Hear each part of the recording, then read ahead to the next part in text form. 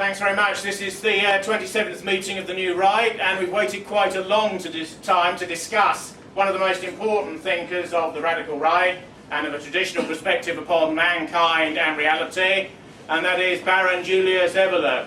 Now, Evola is, in some respects, to the right of everybody that we've ever considered in nearly any of these talks, and not in a sort of unprofound or sententious manner. Julius Evola was somebody who rejected purposefully and metaphysically the modern world. Now, what does that mean? It basically means that at the beginning of the last century, Baron Evola, who's a Sicilian baron, decided that there were about 4 alternatives in relation to modern life for those of a heroic spirit. One was suicide and to make off with oneself by opening one's veins in the warm bath like Sicilian mafiosi and Italian cardinals and Sicilian sort of brigands and ancient Romans. Another was to become a Nietzschean, which for many people in tradition is a modern version of some, but by no means all, of their ideas, and is a way of riding the tiger of modernity and dealing with that which exists around us now. Later, people like Evola and other perennial traditionalists, as we may well call them, became increasingly critical of Nietzsche and regard him as a sort of decadent modern and an active nihilist who has a bit of spirit and vigour but doesn't really have the real position. I make things quite clear. I would be regarded by most people as a Nietzschean, and philosophically that's the motivation I've always had since my beginning. That's why parties don't really mean that much to me, because ideas are eternal and ideas and values come back, but movements and the ways and forms that they take and the expressions that they have come and go. Now, moving from the Nietzschean perspective, which of course relates to the great German thinker at the end of the 19th century and his active and quasi-existential and volitional view of man, is the idea of foundational religiosity or primary religious and spiritual purpose. In high philosophy, there are views which dominate everyone around us, and modern media, and everyone who goes to a tertiary educational college such as a university in the Western world. These are modern ideas which are materialistic and anti-spiritual and aspiritual and anti-religious or antagonistic to prior religious belief, so much so that it's taken as a given that those are the views that one holds. All of the views that have convulsed the Western intelligentsia since the Second European Civil War, which ended in 1945, ideas like existentialism and behaviourism and structuralism and so on, are all atheistic and material views. They've been discussed in other meetings. If one goes back slightly, one has various currents of opinion, such as Marxism and Freudianism and behaviourism, beginning in the late 19th century and convulsing much of the 20th century. But these are views that an advanced Evolian type perspective rejects. These views are anti-metaphysical and often counter the idea that metaphysics doesn't exist, that it's the school returning of the late medieval period, what was called the medieval schoolmen. Seeing some of his books, Evola talks about Heidegger, Martin Heidegger, of course, who got into trouble in the early 1930s for his alleged academic sort of positioning in relation to the most controversial regime of modernity. Heidegger, in my opinion, and I've talked about Heidegger before, is a quasi-essentialist to essentialist thinker. Evola believes he's an existentialist, but that's largely by the by. These anti-metaphysical views are that which surrounds us. All liberalism, all feminism, all quasi-Marxism, all bourgeois Marxism, all cultural Marxism, the extreme left moderated a bit into the centre, high capitalist economics and the return of old liberalism against the Keynesism, which was the soft Marxism that replaced it earlier in the 20th century. All of these ideas are materialistic and atheistic and aspiritual and anti-metaphysical. You could argue that the heroic Nietzschean dilemma in relation to what's called modernity is a quasi-metaphysical and metaphysically subjectivist view, that there are values outside man and outside history that human beings commune with by virtue of the intensity with which they live their own lives. but there is a question mark over one, the supernatural, and two, whether there is anything beyond and outside man within which those values could be anchored. So the idea of an impermanence, the idea of a metaphysical realm, which most prior civilizations, indeed Evola and the traditionalists would say all prior civilizations are based on, is questioned by the Nietzschean compact. It is ultimately maybe the beginnings of a very right-wing modern view, but it is a modernist view. Take it or leave it. The sort of viewpoint that Evola moved towards, and there was a progression in his early life and spiritual career and intellectual and writing career, is towards what we might call metaphysical objectivism. This is called, in present-day language, foundationalism or fundamentalism in relation to religiosity. Fundamentalism, like the far right, are the two areas of culture that can't be assimilated in what exists out there in Parade Street. They're the two things that are outside, and that's why they can never entirely be drawn in. Now, metaphysical objectivism is the absolute belief in the supernatural, the absolute belief in other states of reality, the absolute belief in gods and goddesses, the absolute belief in one supreme power, monotheism as against polytheism, for example, the absolute belief that certain iterations, certain forms of language and spiritual culture exist outside man. Truth, justice, the meaning of law, purposive or teleological information about how our lives should be lived. Most people in Western societies now are so dumbed down and so degraded by almost every aspect of life that nearly any philosophical speculation about life is indeterminate and almost completely meaningless. It's a channel which they never turn on. Now, the type of metaphysical objectivism that Evola postulates as being an anchor for meaning in modern life can take many different forms. One of the great problems many right-wing or refoundational or primal movements or tribal movements or nationalistic movements of whatever character have is if there's a religion somewhere behind it, as there often is for many but not all of the key people involved in such movements and struggles, what form should that be? Everyone knows that culturally, and this is true of a formulation like Grèce or the New Right in France, as soon as you begin to get people of like mind together, they will split. They will split on whether they're atheists or not, secularists or not, but they were also at a deeper cultural level split on whether they're pagan influenced or Christian. Such divisions always bedevil right-wing cultural and metapolitical groups. The way that the Evolian tradition looks at this is to engage in what's called perennialism.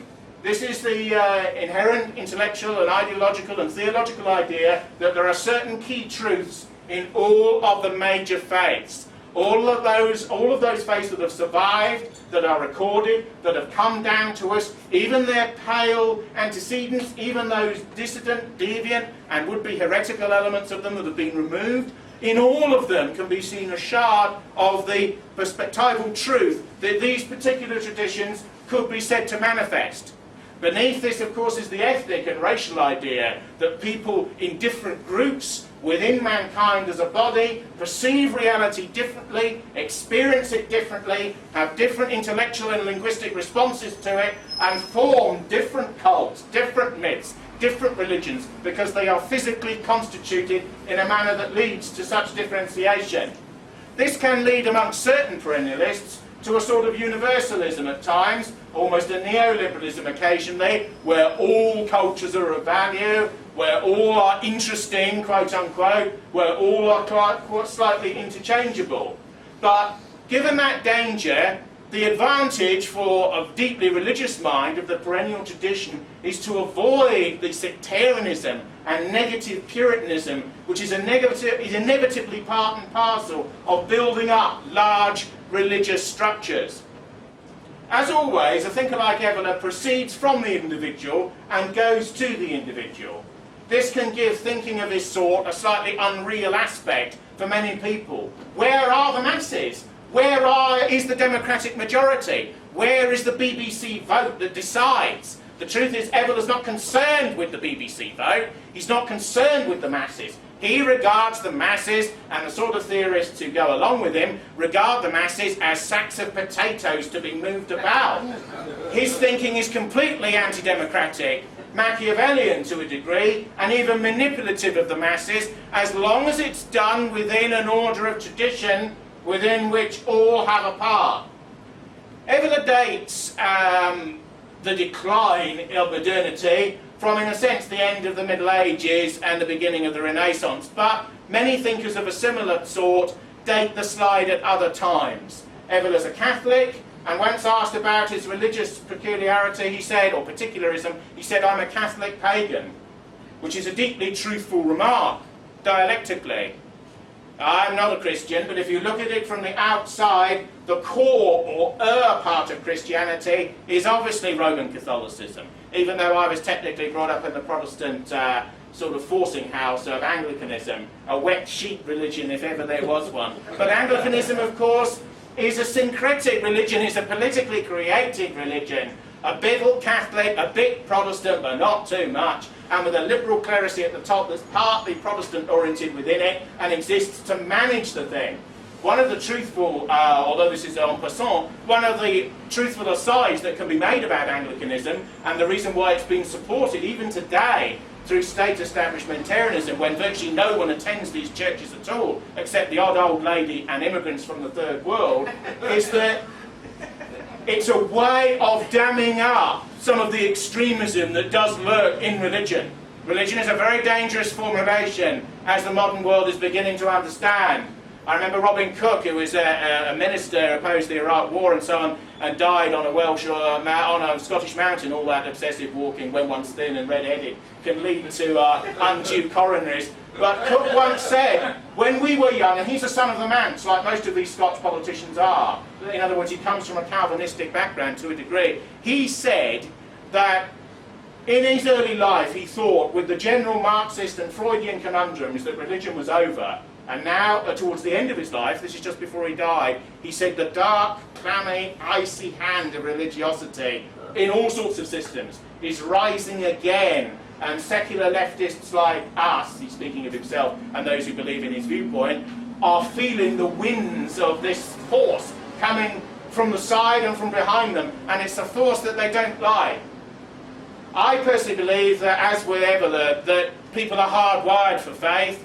Maybe 1 in 10 have no need of it at all. But for most people, it's a requirement. The depth of the belief, the knowledge that goes into the belief, the system they come out of is slightly incidental. But man needs emotional truths. George Bernard Shaw once said that one man with belief is worth 50 men who don't have any.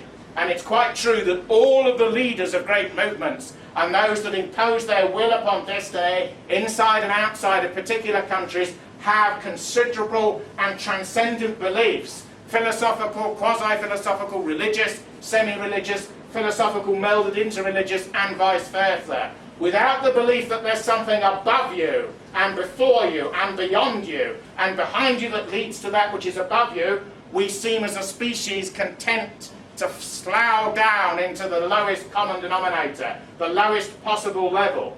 Evola and those who think like him believe that this is the lowest age that mankind has ever experienced. Despite its technological abundance, despite its extraordinary array of technological devices that even in an upper pub room in central West London you can see around you.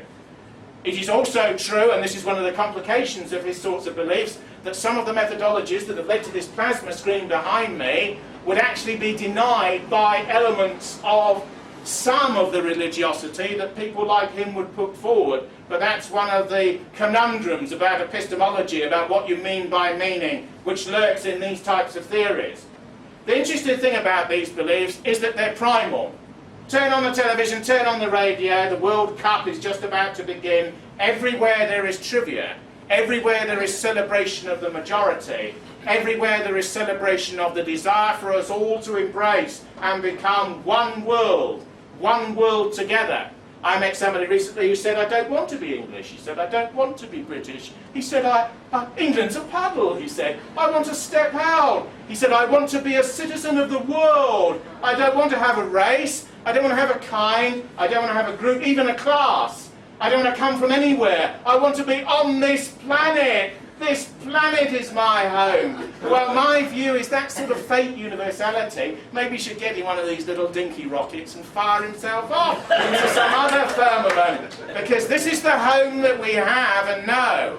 And the only reason that we can define it as such is by virtue of the diversity of what exists upon it. But the number of people who wish to retain that diversity and the pregnant meanings within it seem to get smaller and smaller with each generation. The politicians that we have now are managers of a social system. It's quite clear that we do not have three ruling parties, but one party with three wings, the nature of which are interchangeable in relation to gender, where you come from in the country, class, background, how you were educated, and whether you arrived in the country as a newcomer in the last 40 to 50 years or not. Now, Evola's step back from what has made the modern world leads to certain radical conclusions about it, which are spiritually and politically aristocratic. Most people are only aware of the left-right split as it relates to a pre-immigration, slightly organic society where social class was the basis for political alignment. Bourgeois, centre-right, conservatism of some sort, centre-left, Labour, social democratic, trade unionist, and so on. Now we have a racial intermedley that it complicates even that division. The distinction between the aristocratic and upper class attitude and the bourgeois attitude, which is as pronounced as any left-right split between the proletariat and the bourgeoisie, is that which Evola advocates. Evola believes in some respects in masters and slaves, or certainly serfs. He believes that the merchant and those who deal purely with economics have to be subordinated to politics, to higher politics, to metapolitics, to military struggle. He believes that the warrior and the religious leader and the farmer and the intellectual stroke scholar stroke craftsman artist are uniquely superior to those that make money. And nearly all of Evola's views are in some ways a form of aristocraticism in a way.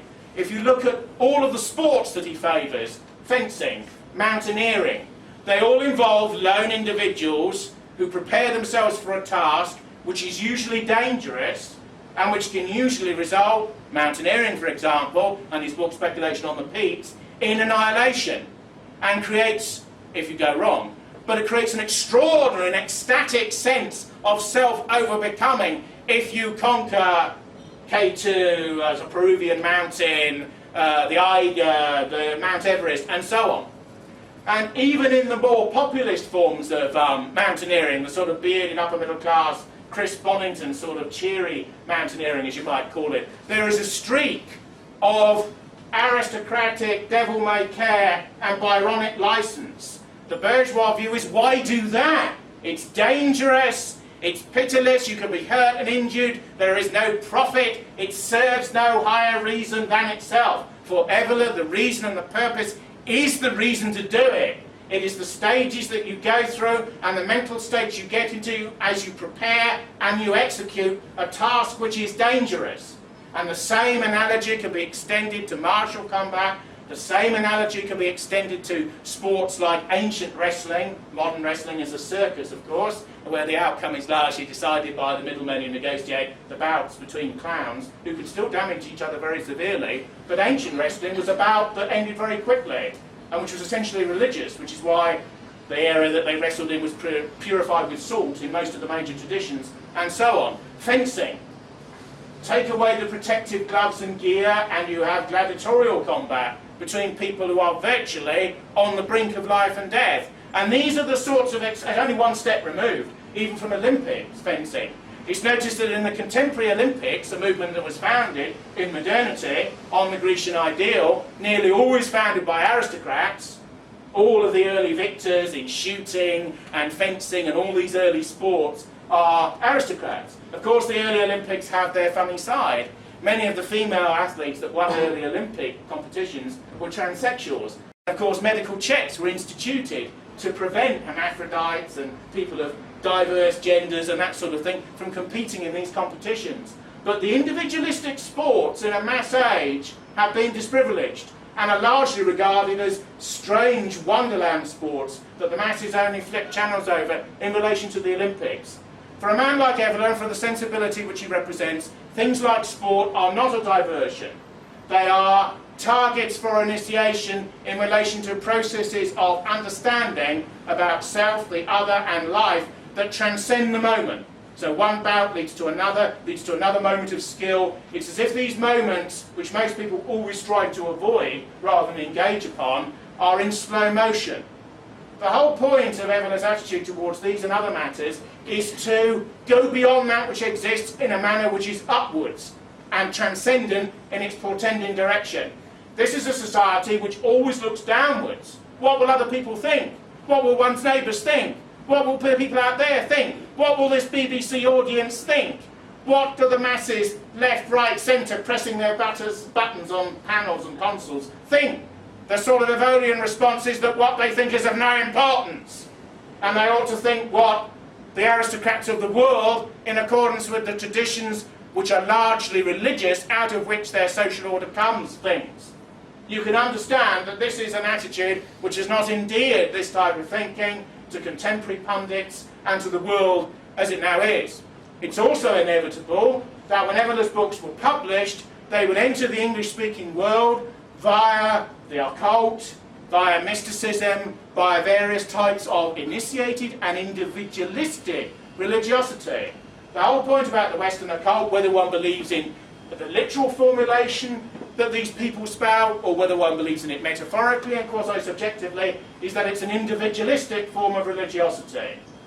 In simple terms, mass religion involves a small clerisy or priesthood, in the old Catholic sense, up there, and the laity are down there, and it's in Latin, medieval Latin, it's slightly mysterious. You partly understand it if you're grammar school educated, otherwise you don't. It's mysterious and semi-initiated, but you don't really know. The mystery is part of the wonder of the thing. You look up at them, and they've got their back to you, and they're looking up further beyond them, towards the divine, as they perceive it. Now that's a traditional form of mass religiosity, if you like. But the type of religiosity with which he was concerned was individualistic and voltaic, and is essentially the idea that everyone in a small group is a priest. Sometimes is a priest and a warrior combined. One of the many scandals that we have in modernity is crimes that are committed by members of various religious groups and organisations. Many traditionalist-minded people believe that the reporting of these crimes in the mass media is deliberately exaggerated in order to demonise any retrospectively traditional elements of a prior and metaphysically conservative type in the society. But if one looks at it another way, and one of the things about Evola is the creativeness of the aristocratic mind that looks at essentially centrist and bourgeois problems in a completely different perspective. He would say about those sorts of scandals, which I won't belabour people with because everyone knows about them, that it's the absence of the dialectic between the priest, somebody who believes in something, somebody who believes in a philosophy that isn't just theirs and therefore relates to a society and relates to a continuing generic tradition out of which they come. Most contemporary philosophies are just my view as a tiny little atom, rather than my view as something that's concentric and links me to something larger and which can therefore be socially efficacious. But from an Evolian perspective, the absence of the warrior or the martial and soldierly traditions and its interconnection with belief and the individual who believes is the reason for decadence or deconstruction or devilment or decay in these religious organisations. In his way of looking at things, there's a seamlessness between the poet-artist, the warrior and the religious believer. They're different formulations of the same sort of thing because they're always looking upwards. And in a way are deeply individualistic and egotistical, but transcend that. Because the concentration on oneself, on one's own thinking, one's own feeling, one's own concerns, one's own attitude towards this mountain, this woman, this fight, this text, is conditioned by that which you come out of and move towards. Evola doesn't believe in progress, nor does the tradition that he comes out of. They don't believe in scientific progress, they don't believe in evolution, but his anti-evolutionism is strange and interesting. It's got nothing or enormous nothing to do with creationism and with, if you like, the evangelical politics of certain parts of what you might call the Puritan American right, for example. His attitude is a reverse attitude, which in a strange way is an involuntary and inegalitarian way of looking at the same issue. His view is that the apes are descended from us as we go upwards, rather than we are descended from them as we leave them in their simian animalism. So in a way, it's actually a reformulation of the same idea, but looking upwards and always seeing, if you like, the snobbish, the aristocratic, the prevailing, the overarching view, rather than viewing the thing from a mass, generic and middling perspective, which includes people. Tony Blair says the worst vice anyone can have is to be intolerant, is to be exclusive, is to exclude people. The nature of Britishness is inclusion, when of course the nature of any group identity is exclusion. And who is on the boundary, and who can be allowed in, and the subtleties and grains of difference that exist between one group and another, where one tendency of man ends and another begins. Evola believes, in a very controversial way, that decline is morphic and spiritual combined. In other words, races of man have a spiritual dimension, have a higher emotional dimension, have a psychological dimension, but never forget that Evola is not a Nietzschean. He is not somebody who believes it's all at this level. He believes that the gods speak to man, that God speaks to man directly and indirectly, and the civilizations that we come out of are based essentially on religious premises. Moderns who sneer at these sorts of attitudes, of course, forget that virtually every civilization that mankind has ever had, until relatively recently, and every civilization, the old documents and artefacts of which are included in the storehouse of the British Museum, just over there, in central London, were religiously and theologically based.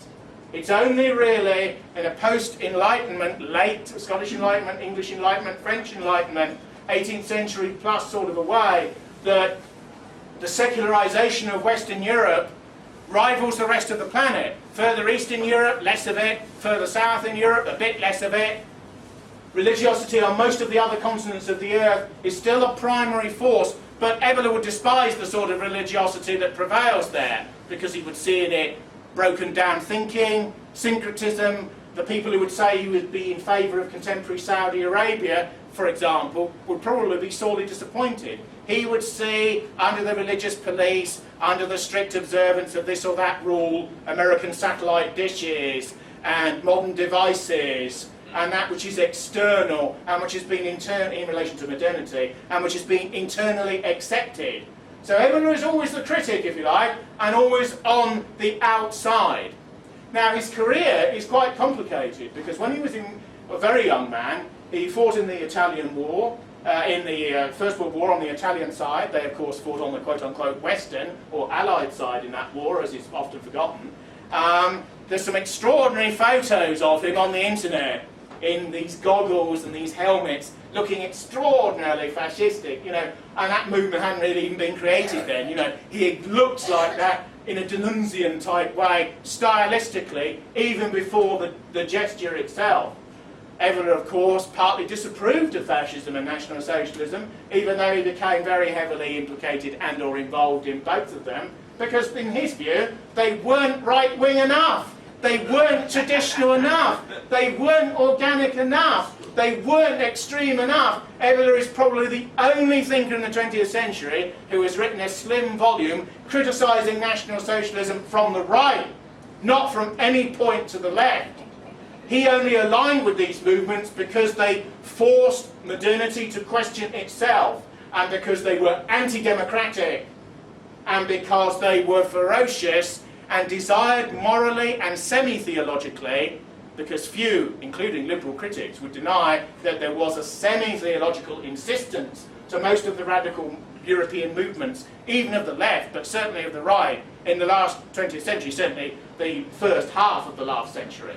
And Evola saw in these movements a chance, but no more, which is why he flirted with them, why he wrote for fascist magazines in Italy, why he went to colleges run by Himmler's SS in Germany, why he was disapproved of by them, why he had sympathisers, Ernst Jünger-like, in them, partly protected him, why he was allowed to write with a degree of freedom, whilst giving a degree of loyalist obeisance to these structures, and yet at the same time to remain outside them. The question has to be raised whether Evola's philosophy is consonant with the creation of a society, or whether it will become if you like, a spirit of individualism. Evola was also involved at the beginning of his career in one of the most radical modernist movements of the 20th century, Dadaism, in Italy, and he produced some Dadaist paintings. Now this superficially looks quite extraordinary, but of course there was a strong interconnection between certain early modernisms and fascistic ideologies. The reason that he became involved in Dadaism is quite interesting, and of all things there is a talk on YouTube that lasts 4.5 minutes, in which Evola as an old man explicates why he was involved. He says the reason we got involved in these movements was to attack the bourgeoisie, was to attack the middle class, and was to attack middle class sensibility and sentimentality. The extraordinary, radical, anti-system nature of many radical right ideas, which is hidden in more moderate and populist variants, comes out staring at you full in the face in people like Evola.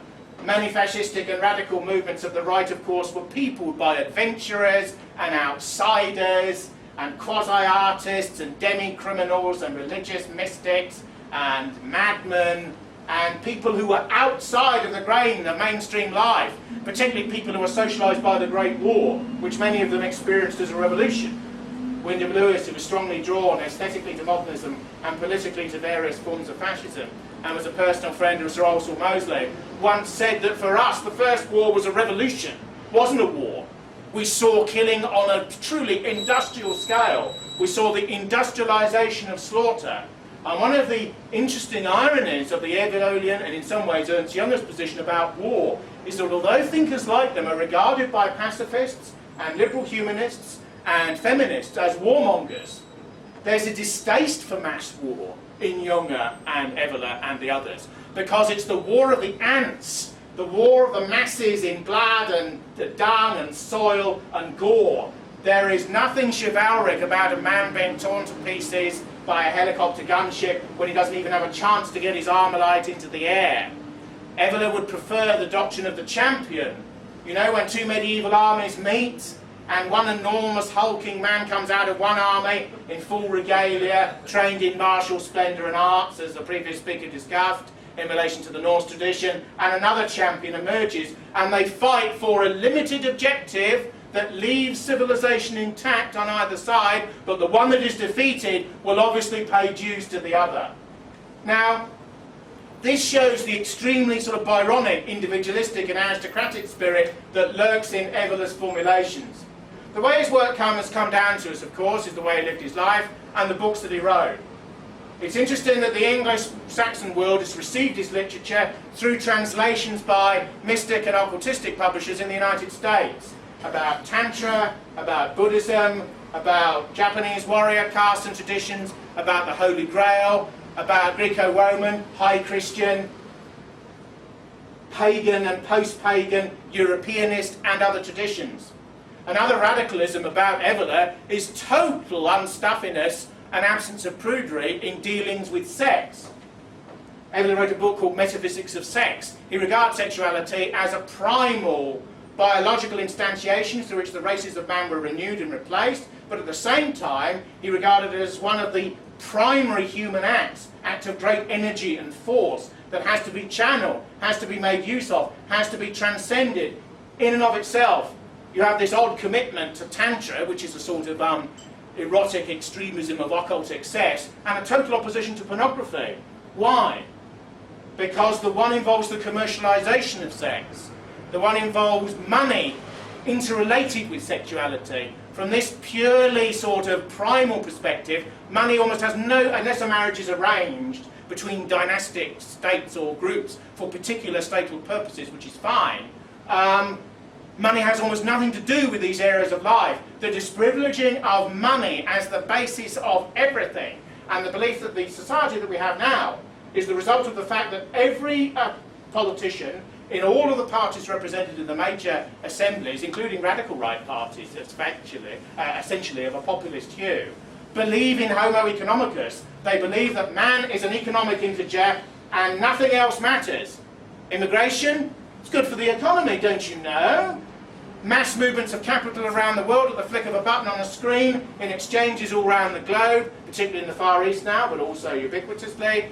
It's good for the economy. Everything is based upon the freeing of people from prior forms of alleged servitude due to economic enhancement. The sort of doctrines Evola holds are not neo-medieval, nor are they a desire to return to the ancient world with certain modern technologies. In some ways, they are a return to the verities that existed before the modern world was created. One of the most substantial critiques of this type of thinking is the belief that the modern world is inevitable, that all cultures and races will modernise and are doing so at a great rate of knots, that skyscrapers and enormous megalopic cities are being thrust up in the Andes and the Far East, and even client Chinese-built ones will emerge in Africa and elsewhere, and that it will be onwards and upwards forever in relation to what we have now.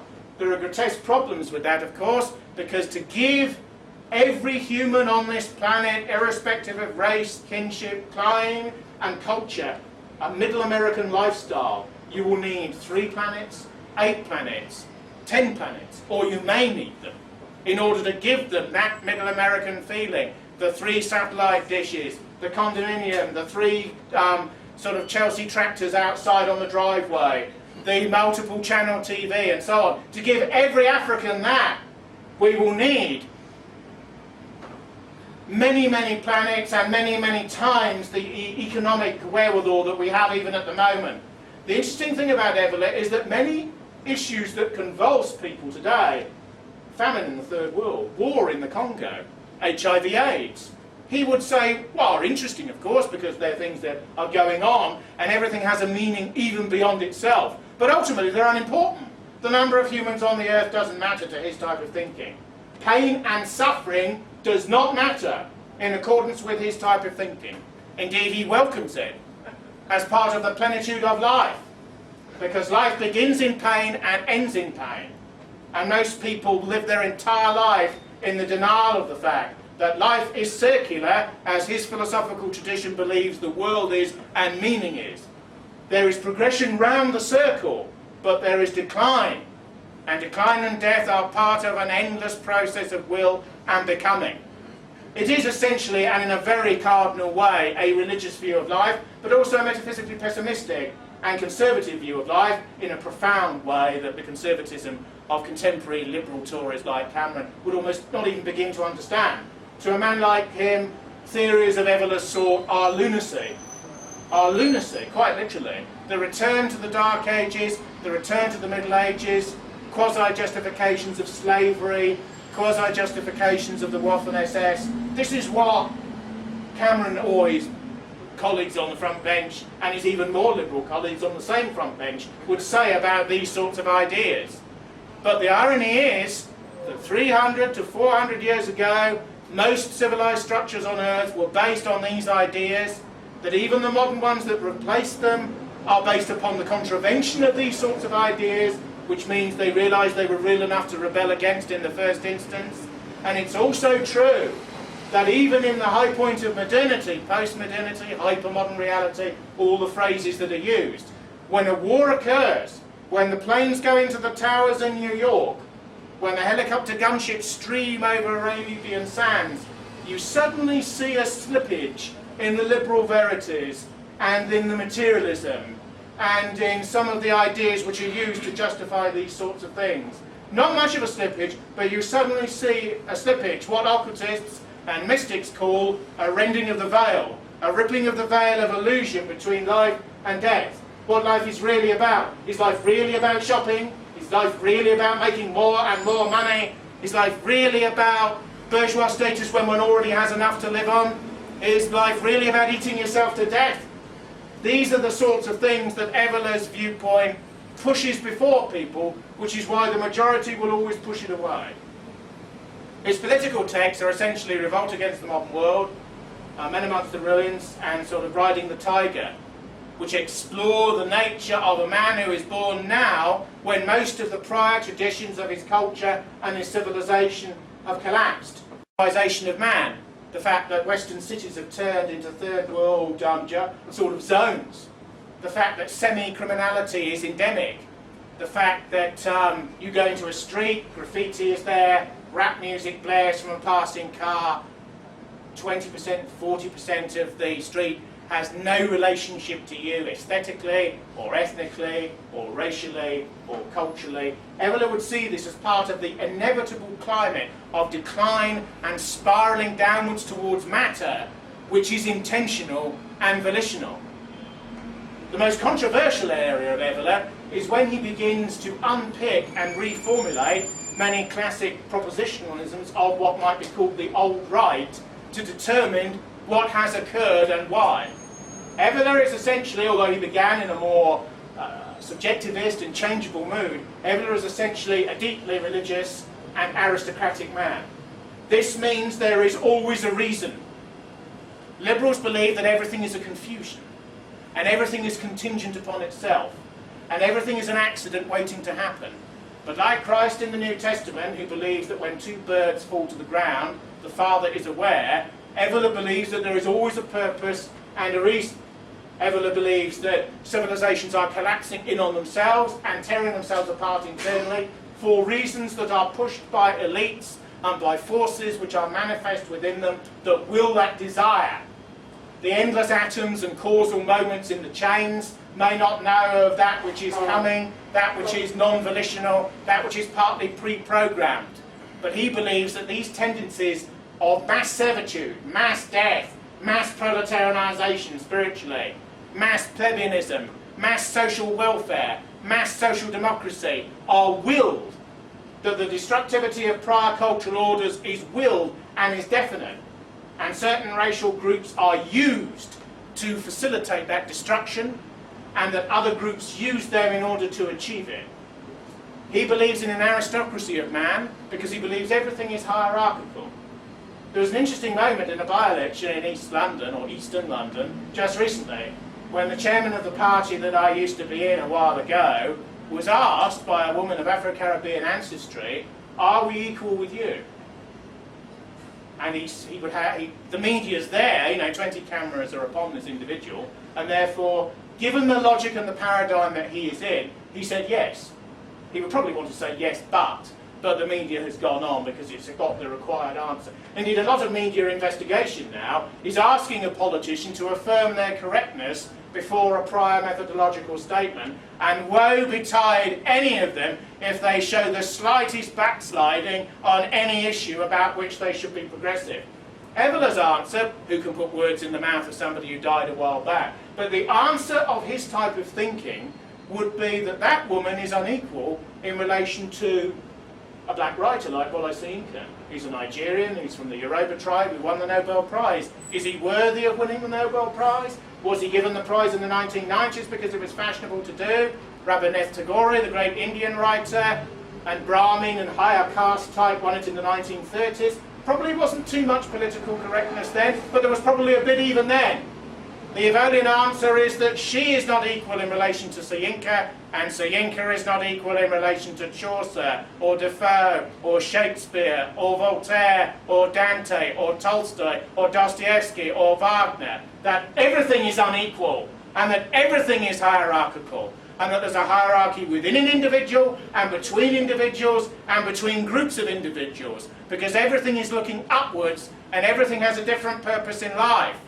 This means that those who are at the middle and at the bottom of an ethnicity, of a social order, of a gender, of a prior historical dispensation, should not be lonely in his way of looking at things, or afraid, or rebellious, or full of alienation and fear, because everyone has a role within a hierarchy, and people can move to a degree, although his viewpoint is essentially aristocratic and not meritocratic. A man like Nietzsche, who Bertrand Russell once condemned as advocating aristocracy when he was not born in it or anywhere near it, a man like him would be accepted, but never completely accepted by an aristocratic caste. Things that are regarded as hopelessly naive and snobbish now, Evola regards as just due form. What is the worst thing in the world at the present time, according to Sky News? Probably discrimination. Discrimination of one sort or another. Evola would believe that discrimination is the taxonomy of an aristocratic sensibility. One reaches for a piece of cake, one discriminates. one has an arranged marriage with another member of the Sicilian nobility, one discriminates. One reaches for a sword to do down a bounder that one wishes to beat with the flat of the blade. One discriminates between the weapon and the object of the rage, which is itself indifferent, because it sees something beyond even itself. These are views, of course, which the majority of people will find cold, chilling, brutal, eagle-like, beyond almost their conception, almost forms of insanity, in actual fact, in relation to what is today regarded as normal or moral or even human. They are partly inhuman ideas in some ways, but they are ideas that most aristocracies and most warrior castes have had for most forms of human history. Evola's books are now widely available to those who wish to read them. The great conundrum of his work is, does it portend to an asceticism? In other words, if the era of destruction, which is the Kali Yuga and the ideology which he puts forward, which is the Hindu age of destruction, where everything is broken and everything is melded together prior to decomposition, which will feed a universal rebirth at a future time, because mankind is seasonal, in relation to Spengler's view of the world, where his view of history is compared to plants and botany, to give it some sort of methodology, to some sort of structure. Don't forget, these are 19th century, early 20th century ideas. No history don, or hardly any history don today, believes history has a meaning. Carlyle believed that the sort of deistic nature of history impinged upon the decadence of the French royalist elite, and it led to the revolution because they didn't superintend France properly. He sort of believed, in his Protestant thundering way, from the pulpit of his study in the mid-19th century, that the French Revolution was a sort of an outcome that was partly deserved by a failing aristocracy. In other words, history had a meaning, it had a purpose. Nobody believes history has a meaning or a purpose. Certain anti-fascists would say Stalingrad had a purpose, but they forget that the Red Army shot 16 to 18,000 of their own men, and they stood 18 feet behind the commissars, behind the lines. They shot an army of their own men in order to win that battle. Just as certain secret polices in the Third World cut off the ears and cut out the tongues of many retreat in battle before they send them back to their villages. Would Evola approve of that? He would probably say if it was done individualistically, or as a matter of revenge or of rage, it's dependent upon circumstances.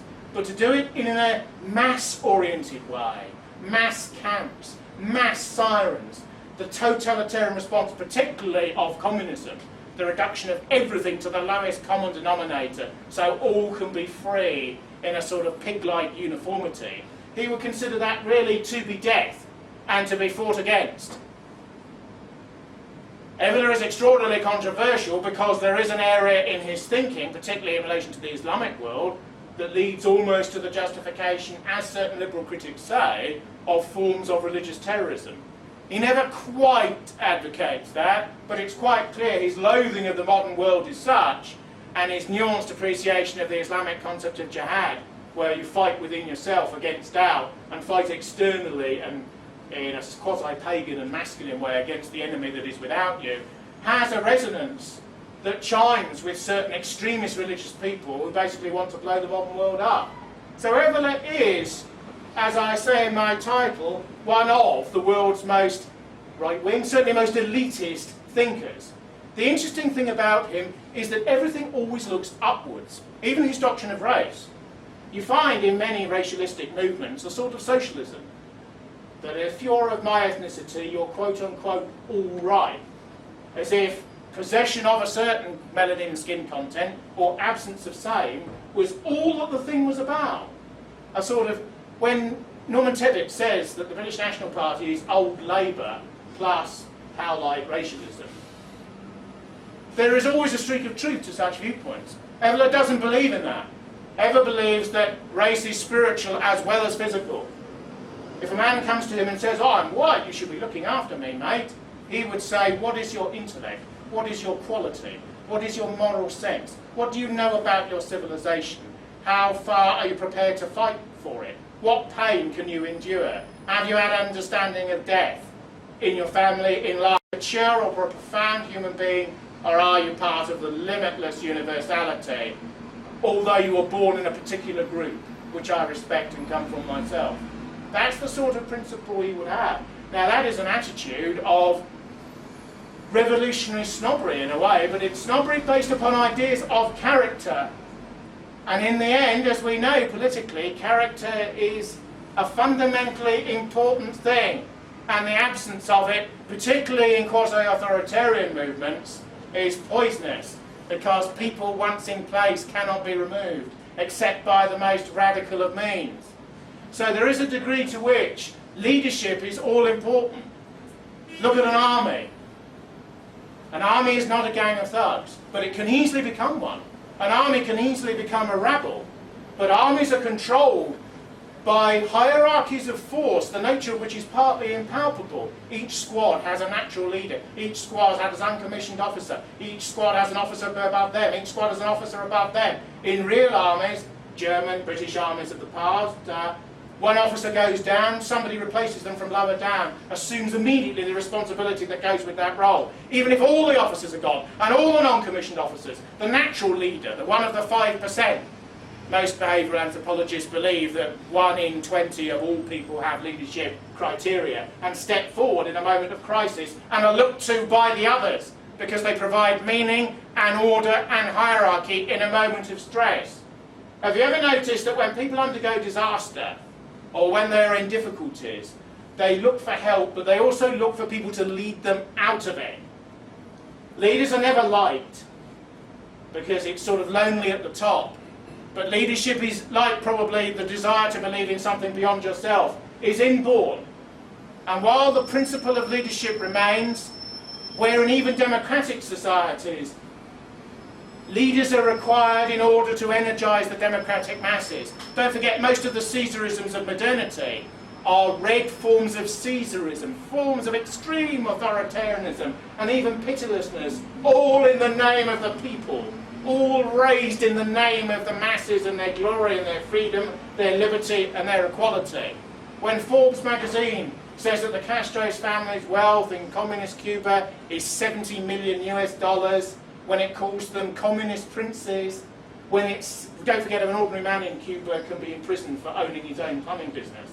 When you realise that these people are princelings of reversal, you sense that some of the hierarchies, although they wear different names and different forms, are now occurring in an entropic phase or in a culture of decay, do relate to many of Evola's ideas.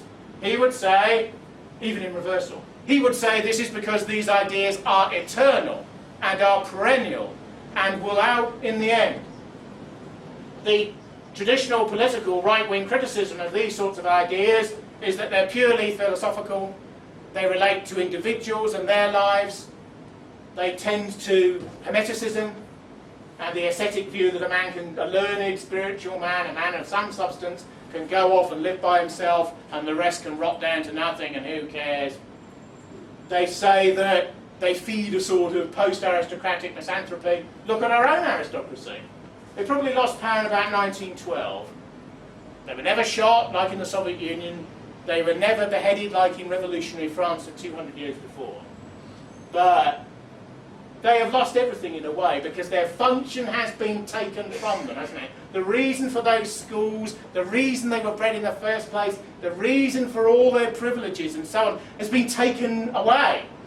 The fascination with the Lord Lucan case in the 70s, the sort of decline of that class, you know, he listens to Hitler's speeches at Oxford, beats the nanny to death, can't even get the right woman in the basement. This sort of thing, couldn't even get that right, you know, couldn't even get the crime right, you know. It's the decline of a class, isn't it? You know, going down and knowing they've gone down as well.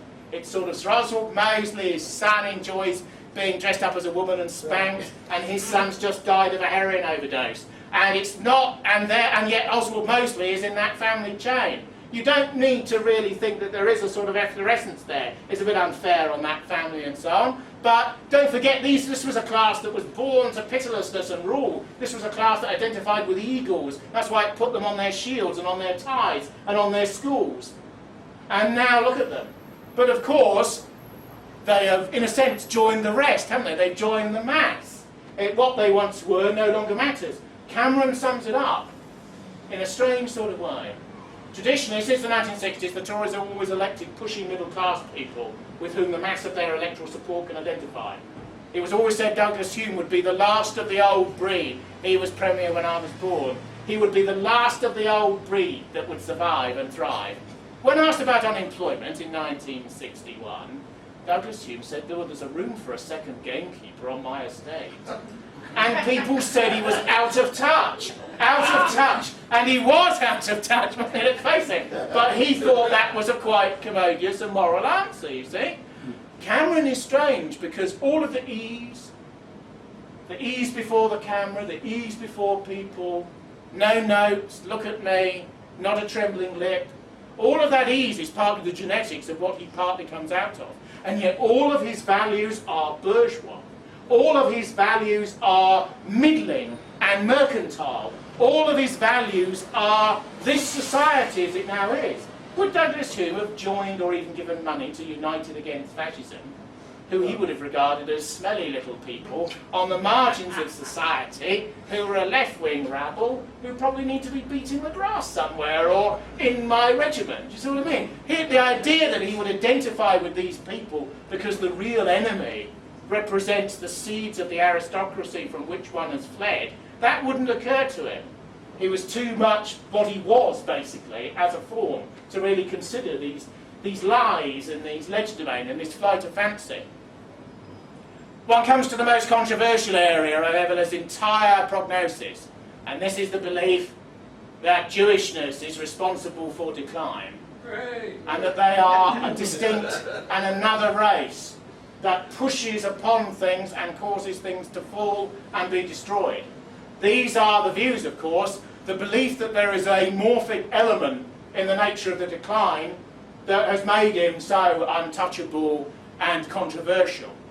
The interesting thing is, when he was approached about the Protocols of the Elders of Zion, which is believed by all liberal humanist scholars to be a forgery, and a forgery of the Occultist secret police based upon an alleged French novel, I think, of the 19th century, Evola said, I'm not concerned whether it's a forgery or not, which is a very interesting response, because in Evola's view of the world, his occultistic and hermetic view of the world, you can indicate something through its reversal.